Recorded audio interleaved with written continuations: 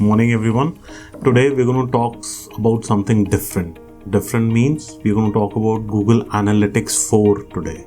If your website platform does not support Google Analytics 4 GID and is more dependent upon Universal Analytics ID, you need to do something about it.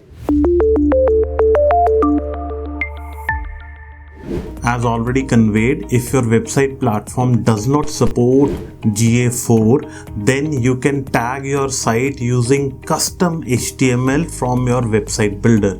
Each and every CMS based platform would have their own way to fix this up, and you can actually follow this link and find out what exactly needs to happen with your CMS. The reason this is crucial is that Google is most probably going to get rid of Universal Analytics ID, and eventually everybody would have to shift to Google Analytics 4.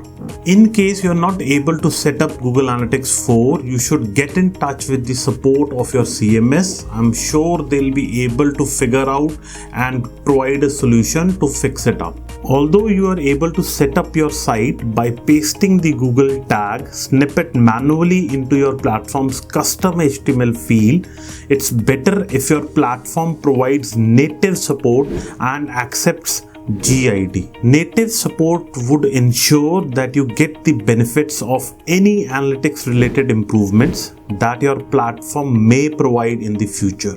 Google Analytics 4 is going to be the future of analytics. So in case you are not already on Google Analytics 4, please ensure that you switch to Google Analytics 4 for accurate data recording. In case you still face some issues and are not able to fix up or tag your site using Google Analytics 4, feel free to get in touch with us and we'll be surely able to help you out. Hope the information shared was helpful, and please do share, like and subscribe to our channel.